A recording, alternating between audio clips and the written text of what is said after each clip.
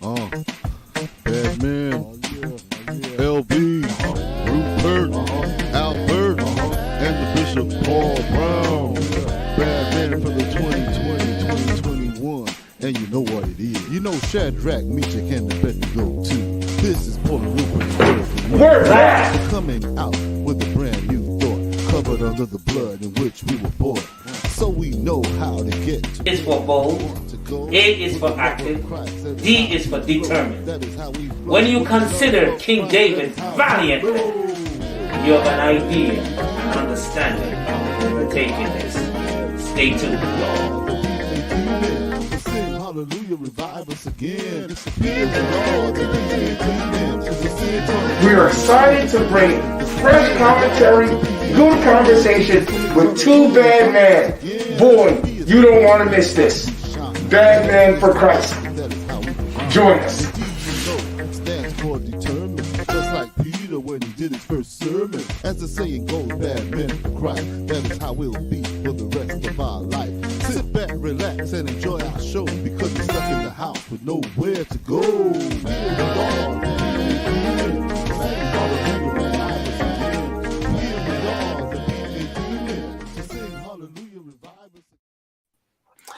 Oh, welcome to a listening audience, another edition of the Bad Man Show.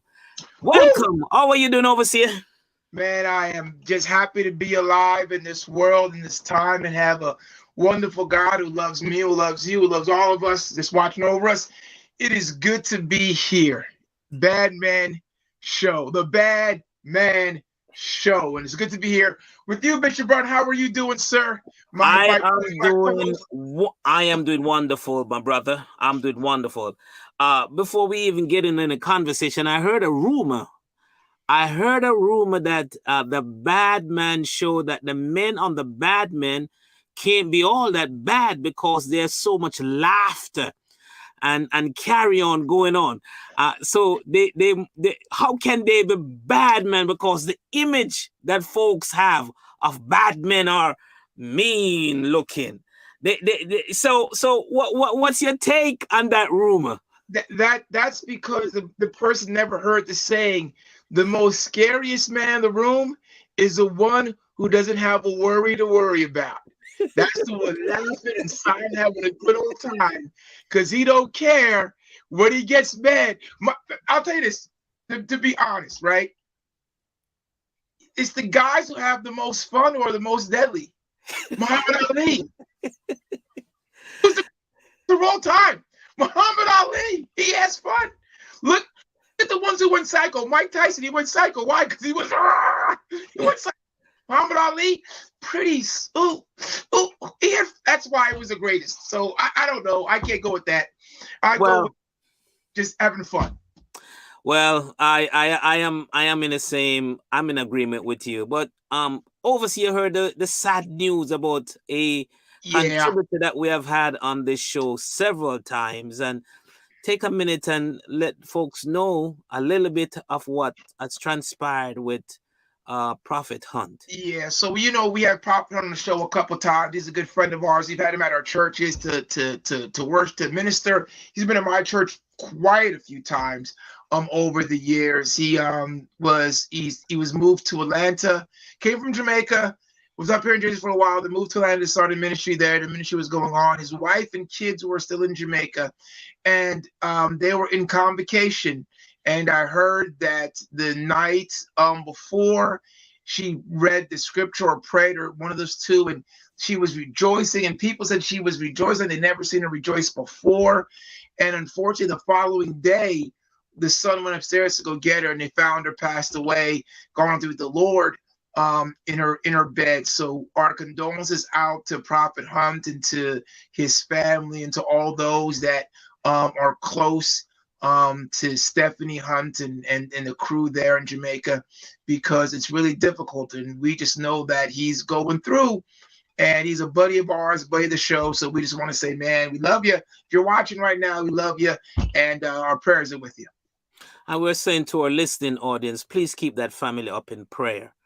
However, as one of our our prayer warrior in our organization, that's Deacon Howell, he says on every prayer session that we have, tell your family that you love them. Say the word, I love you, because you never know. And just as Overseer said, one evening, one night, just rejoicing in the Lord, and the next day, gone home with God. And so we really need to take the time to say to our families how much we love them. And as we say here on this show, that we, bad men, we love you. Yep, and God loves you. And God loves you. And God loves Overseer, you see what some of the challenges that we face. I was just looking at the news and see that there is still a lot of issues around the border. Many folks at the border, African American, and I should say African descent, are having significant challenges in getting asylum in the U.S. And of course, that border issue is still, the immigration issue is still a hot button issue in our country. But aside from that, when you look at the number of African people of descent that are living in terrible condition on the other side of the border, and then, I mean, with the war with the Ukraine, and you see how, we have refugees, and I wanted to emphasize our heart goes out to the atrocities that have been done there by the Russians, as far as we can see from the media reports, but with the open hands that they just come on in. So that has to have some type of impact or effect on people that look like you and me. What are your thoughts? Yeah, I gotta believe that what they're seeing and what our people are seeing, people that look like us, what they're seeing, and they have that conversation. Why is it my cousin can't get in, but this person can get in? Why is it that when my country in Sierra Leone, or the country of Rwanda, or the country of Sudan or Somalia, when they were going through their issues, Nigeria, when they were going through their issues, how come we couldn't get out so easily? But yet right now 100,000 rooms are being made for people from Ukraine, and it really must have a psychological impact on some of our people, because it's damaging. We've gone through so much already, and we still see things happening going on. So that being said, we being on top of things, we really want to bring an expert, somebody who knows this stuff, right? Yes. So we're going to bring in a good friend of ours. He's been on the show before. He's a psychologist, but I believe this is something that he studied, the psychological effect on African Americans. So let's bring in our own Peter Boyington into the sea. Thank you, sir. Come on in. We're glad to have you. Come on, join in with us. Another appearance on the Bad Man Show. We're grateful. We thank God for you. Hey, Elder Boynton, please give us some background information on yourself. A little bit about who you are and some of your educational background to set the stage, so folks know that we're having someone who has studied this stuff and knows what he's talking about. Not just our opinions. Yeah. Well, the most relevant thing, I think, before my education is the fact that I'm a Christian Black man that lives in America.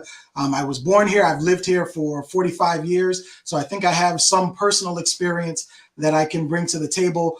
Beyond that, I did my undergrad in industrial organizational psychology at Bloomfield. I then got a degree in counseling and another master's degree in forensic psychology. And forensic psychology, if you don't know, is the combination of psychology and the law. And so it looks at that interaction. And I did one of my papers focusing specifically on minorities and youth and how the legal system is set up and how failures in the legal system lead to recidivism. That is the process of people coming back into the system. And, there's a lot there. I won't bore you with all the psychobabble, but just know that there were some systems that were set in place before our grandparents were born that continue to exist, and we are still fighting and living with a lot of those things. So I'm really excited to talk about that. My work experience, I've done everything from substance abuse, vocational rehabilitation, psychiatric rehabilitation. My wife laughs and says if it's a field in psychology, he's probably worked in it. But honestly, I love what I do. I'm currently the director of the Community Action Program with the Affordable Housing Alliance, and my job now is to end poverty and homelessness in Monmouth and Ocean counties. Wow. That's a lot, Peter. Yeah, yeah. You use some big words, and I don't know if I ever if you watch the show. I don't like big words. Wait, we're not supposed to laugh. Wait, don't laugh. We got to Don't laugh. Don't laugh. Be serious. All right, so Peter, let's go to a deeper voice too, so I can express my bad passion. But Peter, last week's show, we were discussing a lot of things on the things on our society. Can you tell us, or our show dealt with the impact of health issues mainly in the African American community? Can you talk to us about what you feel maybe are some of those impacts that have psychologically impacted the African American? Okay. Well, the physical health and psychological health issues are linked. One of the largest issues, or the two largest issues, I should say, that individuals who face racism experience, number one is anxiety, and the other is stress. And we know that anxiety and stress impact our physical health, increases our blood pressure, et cetera, because that's a part of feeling anxious, right? When we feel anxious, our heart rate increases, our body goes through physical stress. But that physical stress also wears down on us psychologically. So if you experience anxiety repeatedly, it actually begins to wear down on an individual. And it also begins to alter the way that we think. So every time you have a feeling, your brain releases some chemicals, and I won't go into all the neurotransmitters that flood through your brain, but just know that every time you feel a feeling, it actually changes the way your brain works. And that's in a good way and in a bad way. When we have good and positive experiences, it causes us to bond with people. We feel closer to them. We have positive feelings that we relive when we see them. The same thing happens when something negative occurs. So if I am being treated in a way specifically because of my race, that's going to create anxiety and stress in me.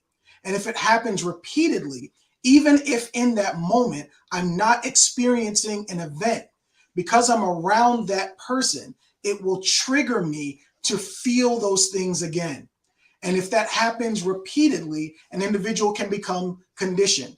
And so we have things like general anxiety disorder, where individuals aren't experiencing something in that moment, but their body is going through panic attacks. They're going through symptoms that may even mimic a heart attack because they're going through so much stress. And most of the time, the individual can't even tell you what it is, but their body and their mind has been conditioned because they've gone through those experiences. And an easy way to put it is the police. If you know, in many minority communities, there's over-policing. Because there's a stereotype that exists, they see the police presence more often. And the likelihood that they're going to be stopped for something that is not a crime is increased. And so as a result, when they see the officer, the assumption is that I'm going to have that negative experience. So the officer being there, not even saying or doing anything, is already causing me to feel a certain way. I experience some stress. So the increased presence of the police officer becomes an increased cue for me to experience that stress. And now I'm living day to day with increased stress, which means that my mood and my psychology has been harmed.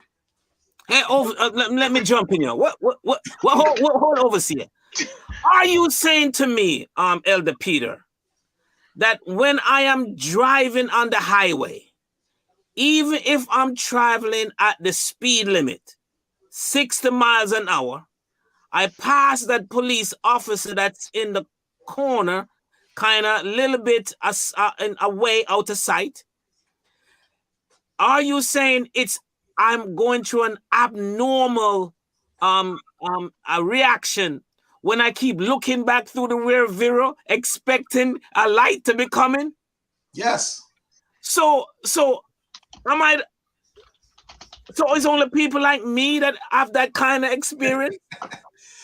I mean, there are lots of reasons why a person can experience it. There are other isms, But the fact of the matter is, as Black people, we have been culturally conditioned to have that response.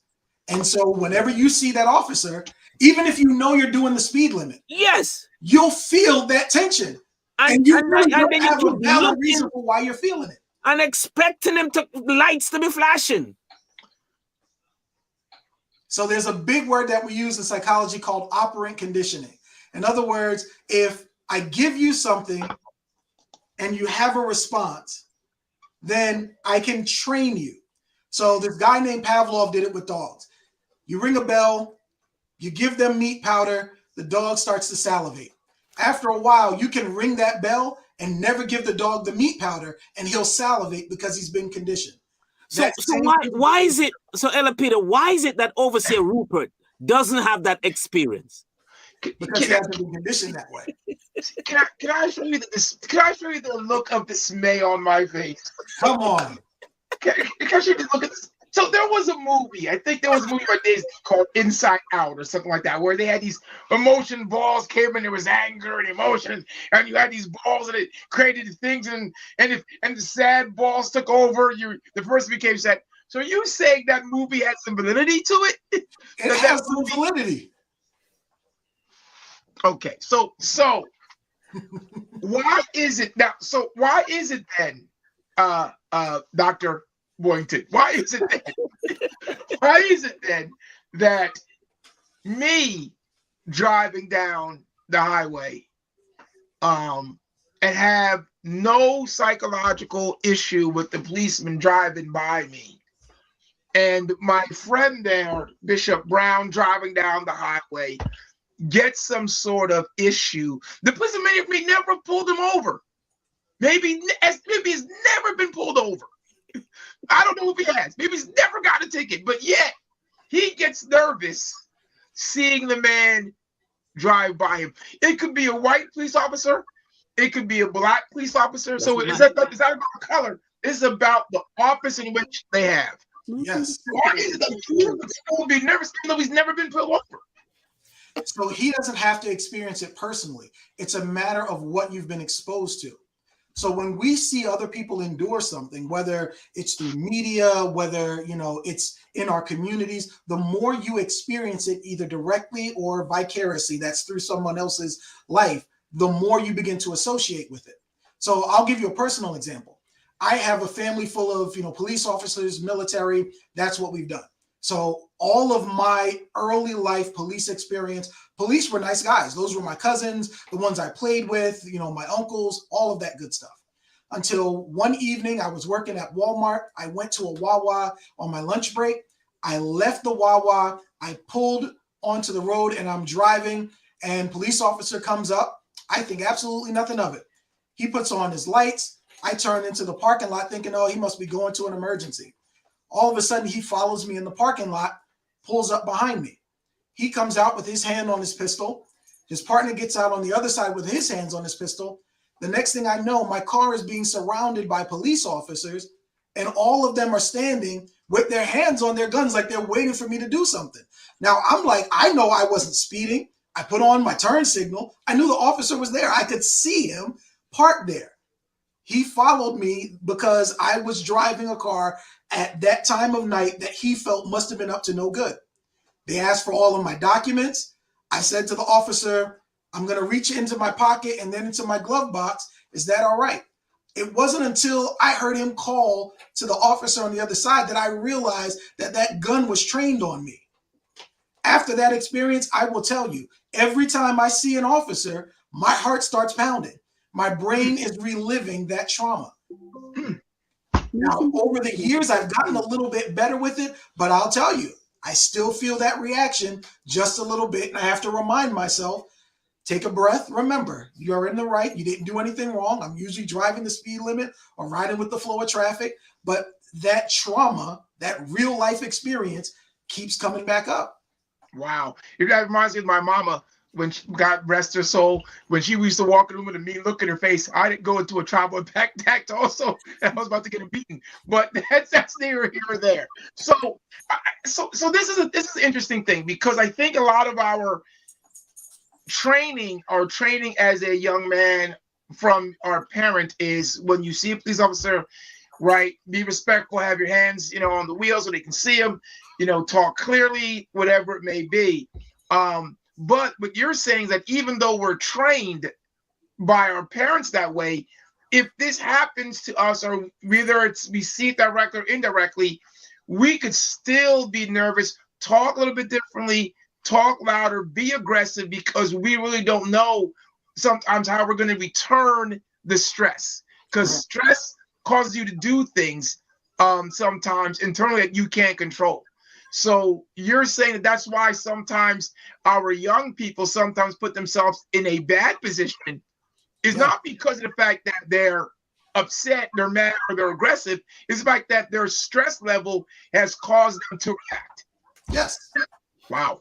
I would like to say to our audience, please come on in whatever questions that you have. Oh, and whatever question that you have. We have Dr. Boynton here, and he will provide the best answer. Now, before he takes this question, I wanna say again, we have you give the example of the police officer. I want to break it down also to the day-to-day incident that occurs even with just a trip to Costco and back. All right, let's take the question. Yeah. Let's take the question. Right. Let's ask the question. So we can live a better life if we stay out of our feelings. Is the question?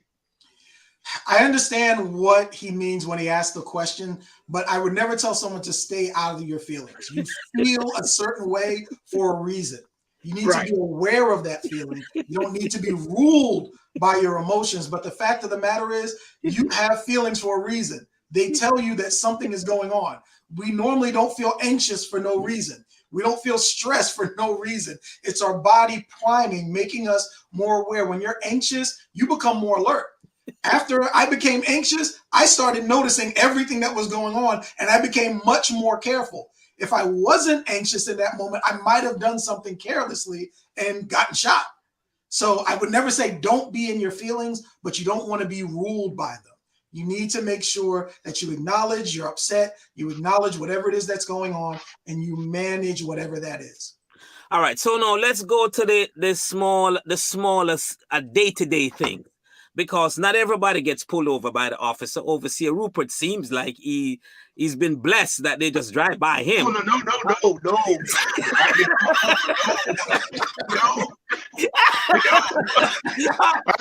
I thought so, because I remember both of us, we were going to a service in New York, and the officer pulled us, both of us, and I had my cell phone, and it was open. And when he came to the window, he was nervous. The officer was a little nervous because I had the phone, and he didn't know if we were recording or what the situation was. But I want to go to the cases that most people come in contact with, and how those small incidents build on them over the years.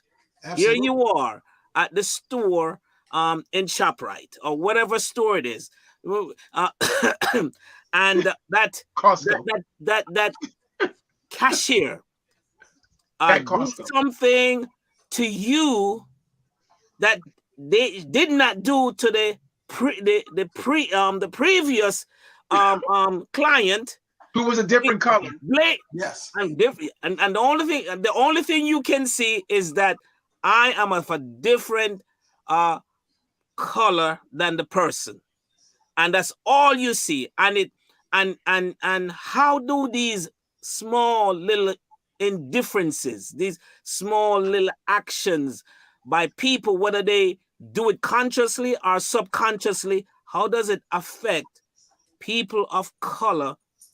I said African Americans, because I don't necessarily like that term, people of color, because white people there are people of color too. They're called whites of color.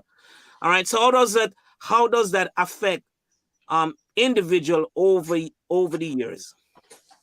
Well, if you'll allow me to, I'd like to talk about how it affects both of them, because both of them being affected is going to impact us. Okay. That's why I said So first, let's look at them. So this individual has a category in their head. If you look at what's going on, racism starts off very simply. It's categorizing. It is separating people based on some feature. In this case, it's color. And one thing I want you to realize as we're having this conversation, that every black person is not a black person. If you listen, they talk about black people and they talk about brown people. But there are brown people who are darker than I am, and I'm pretty black. So that being the case, they're saying something other than it's your color. So that's one thing I want you to remember, that when we're talking about racism, we're not just talking about the color of our skin, but we're talking about the categories that people are putting us in. Ooh. So when you have that negative experience, the first thing that that message says is that this person is a better person than you are. This person is either more trustworthy, they're more honest, they're kinder, they're nicer, they're worthy of more of my respect. When I encounter you, I treat you the way you should be treated. You are less trustworthy, less honest. So that is a constant message that you're receiving every time that happens. So now your self-image is being challenged. And no matter how robust that is, over time, it'll chip away at you if you allow it. If you receive that, if you internalize that, that negatively impacts your self-image. And some people eventually succumb to that. Well, if you're treating me this way, then I must be this way, so I'm going to act this way. Oh, you're going to treat me stupid, I'm going to act stupid. Now, any other time, they wouldn't behave that way, but that becomes their response because they have now accepted the conditioning. But then you have the individual who's actually behaving that way. When they encounter you and you behave in the way they expect, it reinforces what they believe. So they have a stereotype in their head that you are this. You behave in a way that reinforces that. Now they have proof that you are that. And so the next person they meet that meets that criteria, they're going to treat that way because they already know it, which means that they're more likely to do it more harshly. Whereas it may be more subtle, it may be them dropping the change on the counter instead of handing it to you. It may be them snatching it or not, looking you in the eye or over talking you. Whereas it may be more subtle in the beginning. The more you reinforce that, the more they're going to behave that way. And the more they're going to treat you that way, which means it's the more that you experience it. And that process continues. Most of us shop at the same stores. Most of us go to the same places. Most of us encounter the same people over and over again. And that message, no matter how subtle, keeps chipping away at you.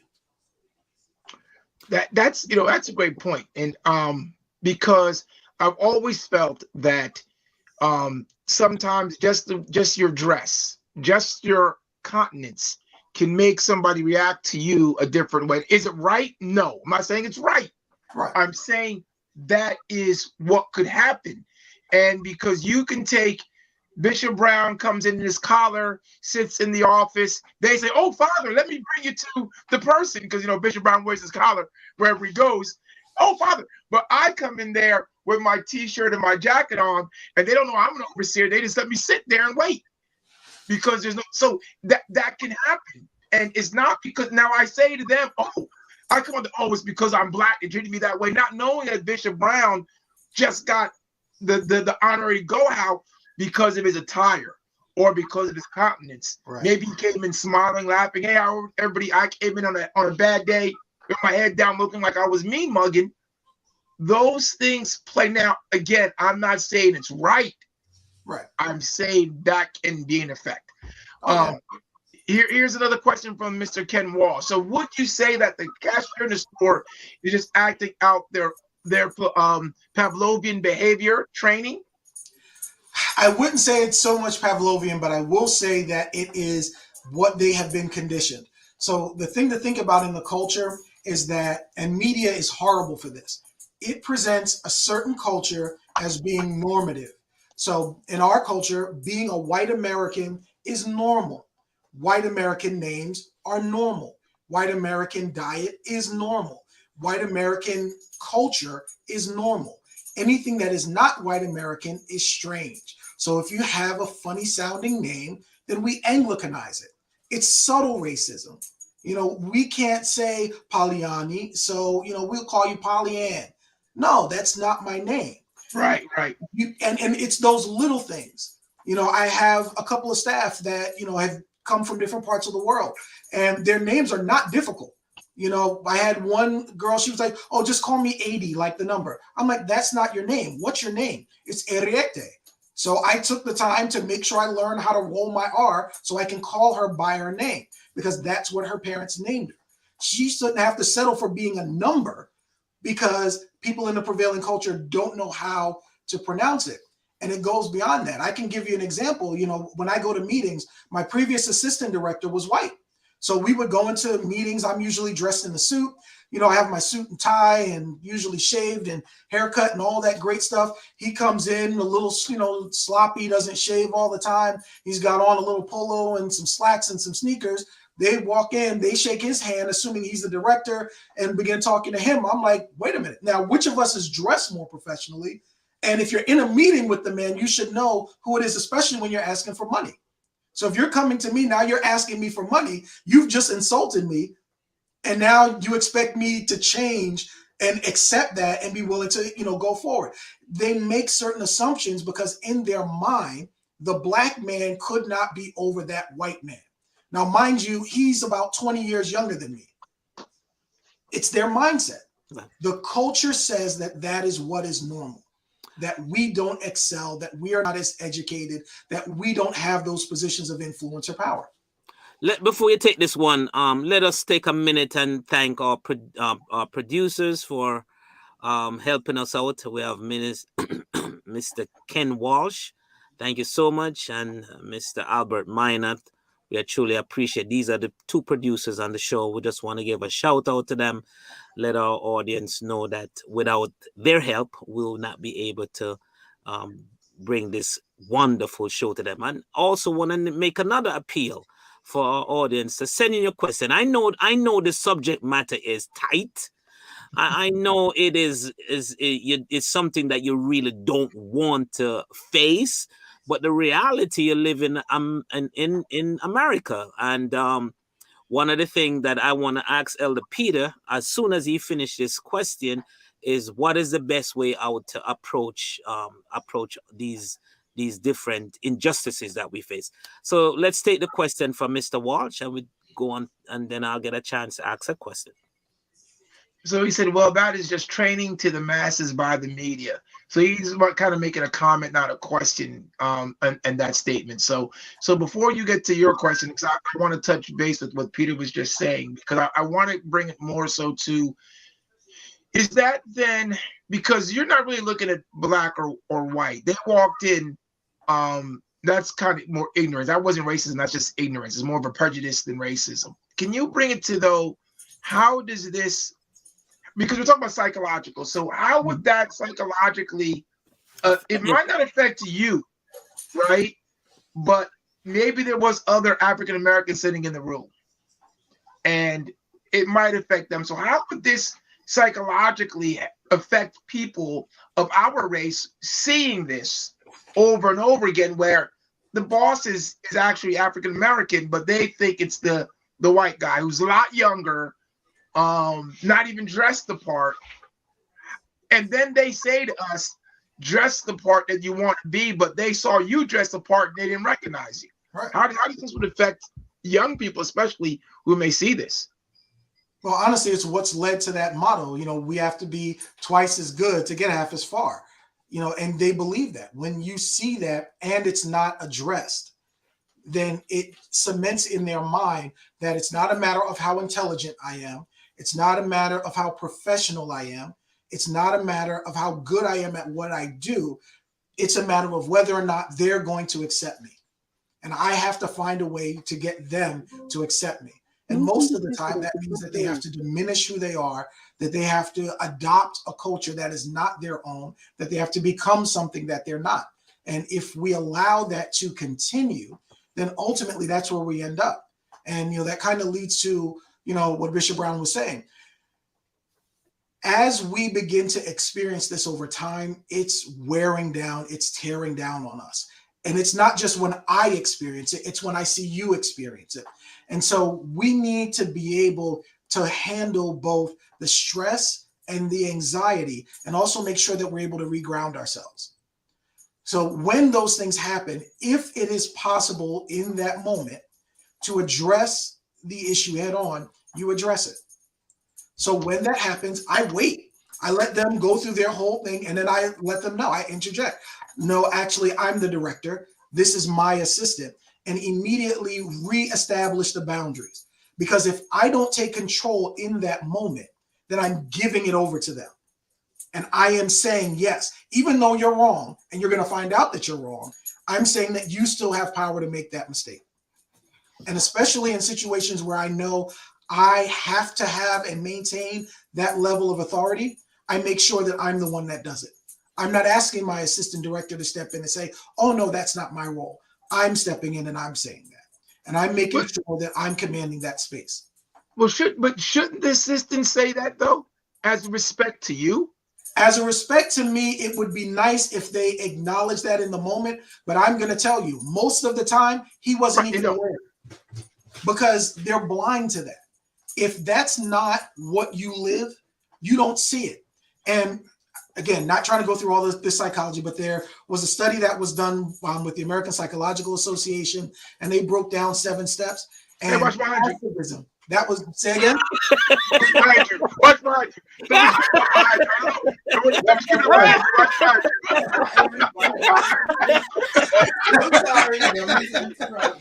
Yo, I'm just used. Hey, man, it's my psychological builder. Somebody keep up behind me, and I get nervous.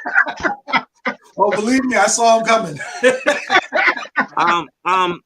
Overseer, we want to take this question before I ask mine. Go ahead. Yeah, so we have a bishop asking a question here, so you better come right with this one, Peter. Bishop Tyler Williams is asking a question here. Is there a difference between prejudice as opposed to being racist? Absolutely. While racism is a form of prejudice, there is a difference. Isms require power. There is a power dynamic there. So everyone has prejudices. Everyone has preferences. I don't like chocolate. I prefer strawberry. So when things are chocolate, I am always going to have a judgment beforehand. If it's chocolate, it doesn't taste good. I've made that judgment because my personal experience and preferences tell me chocolate is nasty. I'm sure since chocolate's very popular, if we started polling people, I would be in the minority. But that is my prejudice. I am prejudiced towards electric cars. I like electric cars. I have a prejudice there. I make a judgment before I have an experience. Racism is different in that it is not just my preference, but it is my ability to exercise power to enforce that. You have to be in a position of power in order to be engaging in racism. Same thing with sexism. If you are not in a position of power, it's not sexism. It may be a prejudice, but it is not an ism. Now, I don't want to be hey, what is, come on, really? Because it's a position of power. So you're saying that Rupert Johnson, a black man, can't be racist to the Mexican? You can be if you're in a position of power. But I when you say position of power, I'm not talking about, I don't talk about I'm their boss. I'm just talking about I live here on this block, they're my next door neighbor, and I say some radical remarks that sound to me like they would be racist remarks. Mm-hmm. But if I'm in a position of power, we're equal. If I'm not in a position of power, we're equals. Mm-hmm. So you're saying I'm not racist, you're just saying I'm prejudiced. So here's the question. Is there a power dynamic in place? And this is why we talk about racism being systemic. Is there a power dynamic in place that supports me doing that? So for instance, we may be Joe Blow on the street, but if I just take out my gun and shoot you, I'm going to be prosecuted to the full extent of the law for the crime that I committed. However, if I pull out my gun and shoot you, there is no question as to whether or not I shot you. But I say that you were a threat. Did I exercise power, my firearm, take your life in order to maintain the power dynamic in my environment? And does the law support me? So you have two potential instances of racism. The first is me shooting you for being where I am. I'm exercising power. You've come into our neighborhood. We don't want your kind here. So I'm exercising power in my little bubble. And then the second may be a systemic racism that uses a stand your ground type law to say that it was okay, even though you haven't done anything that legally is wrong. So And you heard what the lawyer said. Oh, you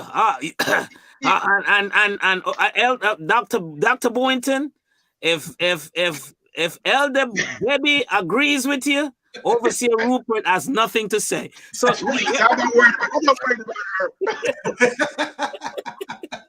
And based on your definition, a black man can be racist to a. Because I've heard people say black can't be racist to a white person, but a black person can be racist to a white person because if the white person is in a black neighborhood where the black neighborhood has all really power, and I put down that white person, I can't be racist to them.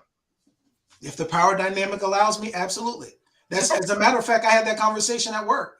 I now have a white female who's the assistant director, and she was telling me, well, you can't be racist. I said, no, I have power. I can absolutely be racist. If I wanted to, I can make sure that a white person never works in this department again, and I can justify it. And that's that's racist, right? Yeah. That's racist. Okay, so just before I do my question, let me introduce our audience to some of our fine gears that we have. They're available. Hoodies, t-shirts with the Badman logo. I love a Badman. Please, by all means, you can get your own by using Zelle, by dialing the number that you see on the screen and placing your order.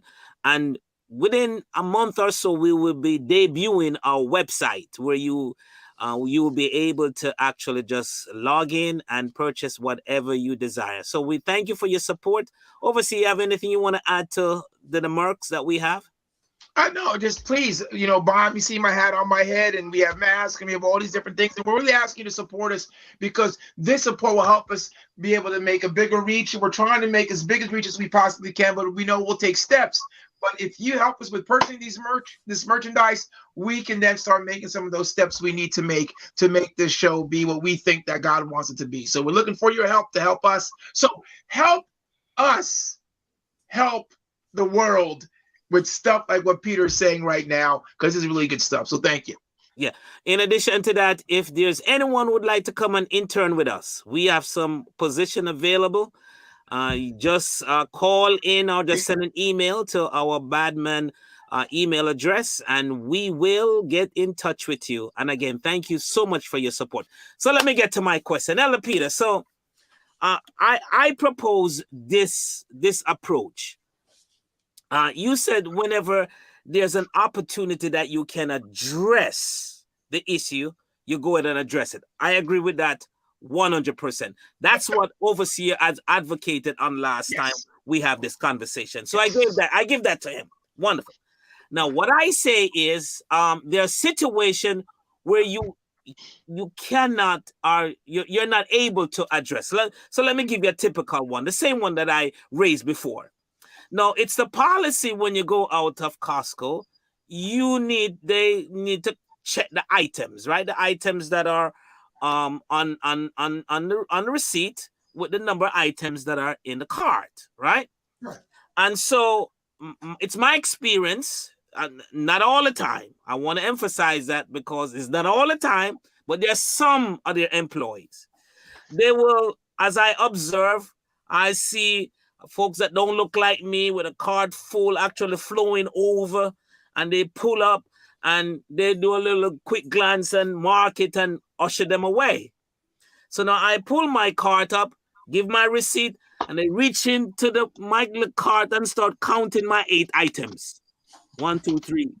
Now, the only difference, again, as I see, is difference in how I look. My approach is to observe, look it straight in the eye, because of course it's their job, right? It's their job to count, right? I cannot say you can't count it, right? Because that's their job. But my approach is to look it right in the eye, see what they're doing, observe it, notice it, acknowledges it, and then make a decision. And most of the time, I make the decision that when they give me my receipt back and say thank you, I just push my car through.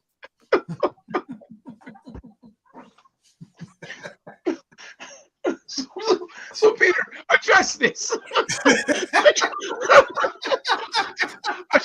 Address this issue, because he's been hanging on this issue all week. So address this for him, please. Hey, all right. Well, first of all, before I give the full answer, let me start off by saying this. Understand that there are going to be some issues you cannot address head on. You have to know that sometimes a person's problem is their problem, and you have to not make their problem your problem. It's just that simple. Right. I can't say that that's going to be the case all the time, but in some situations, you just have to know, hey, now I will tell you, I have had a similar experience at Walmart. I've had two sets of experiences. Number one, I've been to Walmarts in minority neighborhoods where they always check your things at the door. And they often let people who don't look like me go without looking at the receipt. And people who look like me, they check. So I've asked, I'm sorry, I noticed that you guys don't always check everyone's items. Do you do that randomly? Or, I'm just curious because I see it and I don't understand. Can you enlighten me? So I had one person tell me, well, we're not supposed to check people's items if they're in bags. But if they're not in bags, we're supposed to check every single time.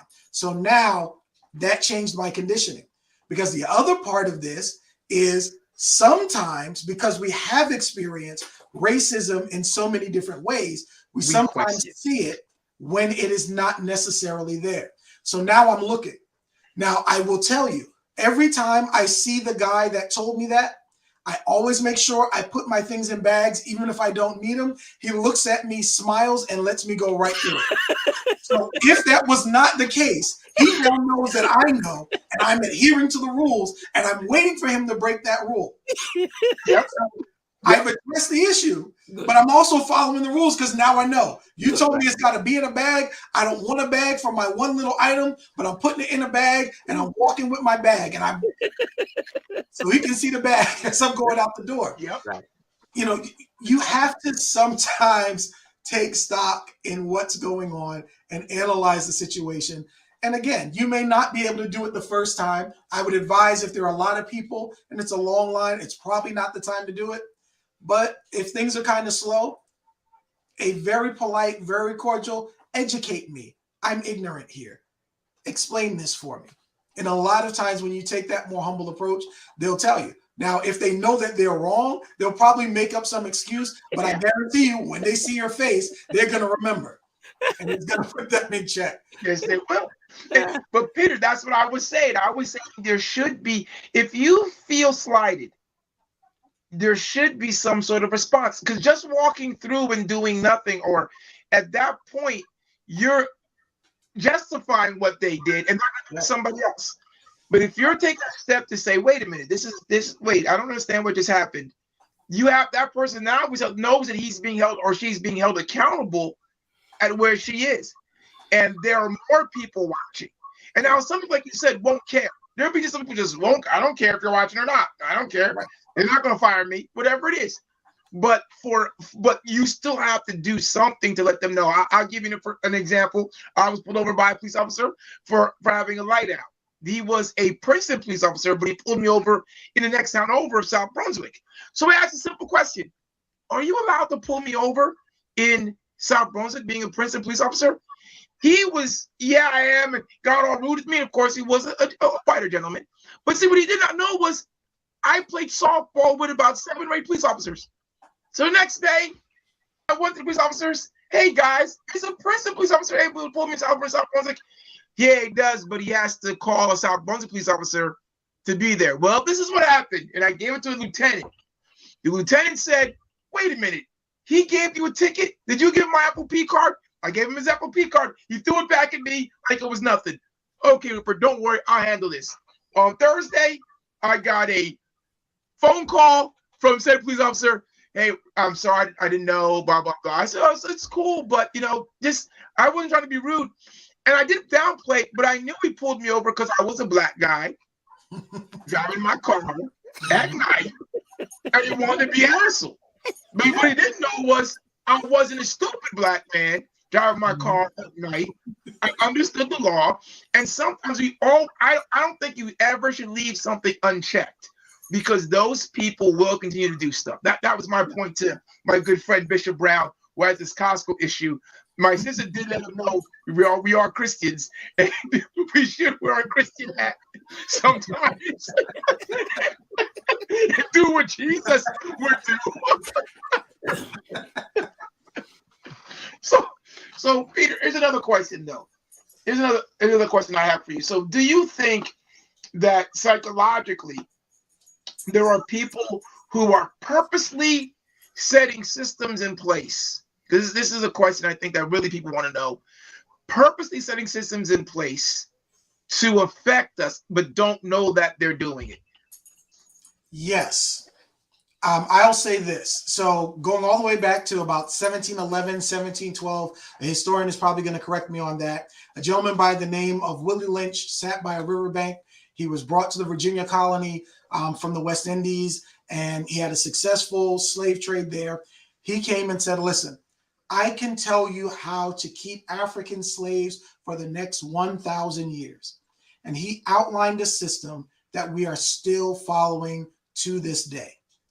There are people who don't know who he is, who don't understand the psychology behind what he set in place, but they continue to repeat it because it was taught to them and it was told to them.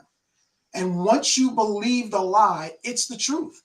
We saw that in the last election cycle. We had someone who would repeat something. They would repeat it often enough. After a while, people began to not be so inflamed by it. And some people began to accept something that wasn't true as truth. And they began to act on it based on the fact that they had now accepted, well, if he's saying it, it must be true. So, and they started engaging in behaviors based on something that wasn't true. We had an event. Still do. They still do. It's incredible. Yeah. It's incredible. I don't want to say who. We won't say the names here because we don't want to do names, but we know it kind of sounds like pump. But hey, go ahead. Go ahead. But honestly, I think it's the same thing. I think that those people, they have bought into a lie, and some of them don't even know.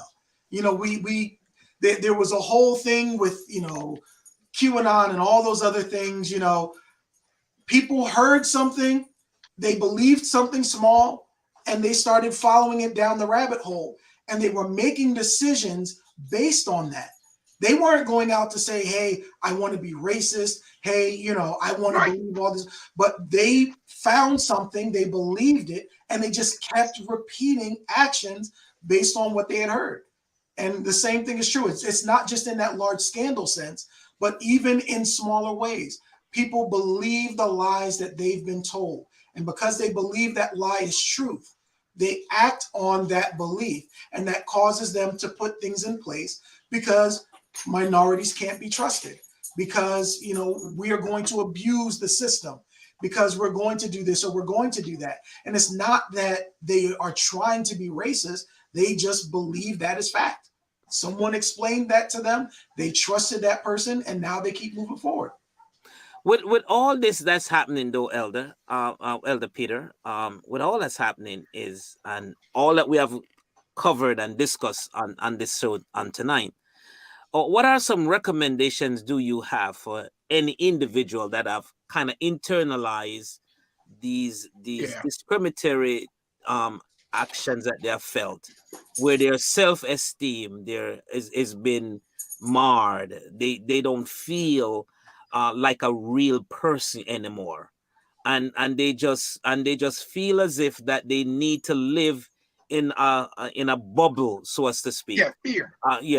Yeah. So what recommendations do you have? What can you say to any of our listeners who's listening from wherever, who has repeatedly come up against these type of racial injustices? What recommendation do you have for them? Know who you are and know your self-worth. And sometimes it's hard when you're going through it to know that for yourself. So you have to develop a core group of safe people around you that can remind you, that can help you move through those moments. If you are feeling that you are in any way less than somebody else, you need someone on the outside to help you recenter who you are. Because the truth of the matter is, you are not born of any less stuff than anyone else. I don't care what their family status is. I don't care what their life experiences are. I don't care what they've attained. Some people, when they're born in this world, are born with all the resources the world has to offer. That doesn't make them better. That just makes them a little more lucky. They have to work a little less hard to get the resources. But the fact of the matter is, they still have to learn how to do what they need to do with those resources. There are some people that are born with no resources, but have the intellect to figure out how to make, mold, build, and shape the world around them. And if we allow the lies that the world pushes, that is seen on media, that is presented through all forms of prejudice, we will allow ourselves to become less than. Know that you're not less than anything. You're not less than anyone. And no one should ever make you feel like you are anything other than the same person God made. If he made me, he made you. If I'm fearfully and wonderfully made, then so are you. Right. And you need people around you that can help you recenter. You need people around you when you go through those experiences that you can vent that to, that you can say, can you believe da da da da da da, and that they can help to validate that no, that should not have happened to you. Because, you know, there are some people, they only want to validate your anger. They only want to validate your frustrations, but they're not validating you. And there is a big difference. You don't need people who want to tell you, yeah, the next time you should go in and yell and scream and they're reinforcing that negative thought. You need someone who's going to reinforce you, who's going to tell you that you're better than, that's going to tell you that you're more than, and help you get grounded, get recentered, get through the stress, get through the anxiety, and move forward. If you need a professional, if not, friends, ministers, all of the individuals that you have around you. That's great. That's great. And also remember, join us on the Badman Show every Monday, because we will tell you that we love you and God loves you even better than we do. Of course. And, you know, Peter, you gave a great, strong answer. And I think that's part of what we don't do. We don't reinforce the fact that you are better. We often just repeat the negative. Oh, that shouldn't have happened to you. That wasn't right. Da, da, da, da. But how about the fact that, hey, young man, young lady, you are so much better than what you think. And I'm glad that you did this, because it shows how much better you are. You're going to be fine. You're growing. Those are kind of things that my parents kind of reminded me growing up. One of the things my mom always said is, no matter what type of prejudice you come against, no matter what kind of conversation you come against, just know that you're better than that and just keep going forward. And I think that's what we've got to tell a lot of our young people. Know that you're better than that and keep going forward, because God has a plan for you. So that's great. So great answer. Yeah, and with that, Elder Peter, we truly thank you for coming and spending the hour with us. You have provided some great information, and we trust that our audience, we didn't get a lot of questions on this evening, but we truly believe that the information that you shared has been very helpful. And so we want to say thankful on behalf of Overseer, myself, the Badman staff. We truly appreciate you coming to be a blessing to us. Yeah, and I think, Peter, that we didn't get a lot of questions. My opinion is because this is a subject matter that you need a professional, and we have our thoughts, but we're hearing good information that can help us go through life in a more positive way, because now we kind of have an understanding of what's happening. My neighbor who never says hi to me isn't because he doesn't like me, it's because he's been taught to have possibly a fear of me or a dislike of me. But if I may start the conversation, I can change those mind things by giving him more positive reinforcement of me than he might have of my culture. So I mean, it's great. That's great information to use. Right. So I thank you. I thank you very much. For those who may have questions afterwards, you can always write your questions down, leave them in the comments. We'll get them to Brother Peter and let him respond to you, and we'll make sure we get back to you, because it's a great conversation to have. And we thank you very much, Brother Peter, for joining us. We thank all of the folks that are on with us. Man, we thank you for week after week joining us, sharing this with your friends and family, letting people know about the Bad Man Show. So I'm going to give the last words to Bishop Brown, but before I give it to him, I'm just going to say, join us next week. And the last word is, God loves you, and we want to see you back next week. Thank you so much, Elder Peter. God bless. Thank you so much for having me. Stick around, Peter. Stick around. Don't leave. Thanks. Once again, A to the A to the D to the M. So sing hallelujah, revive us again. A to the A to the D to the M. So sing hallelujah, revive us again. A to the A to the D to the M. Like a Jesus, represent Jesus. A to the A to the D to the M to the E to the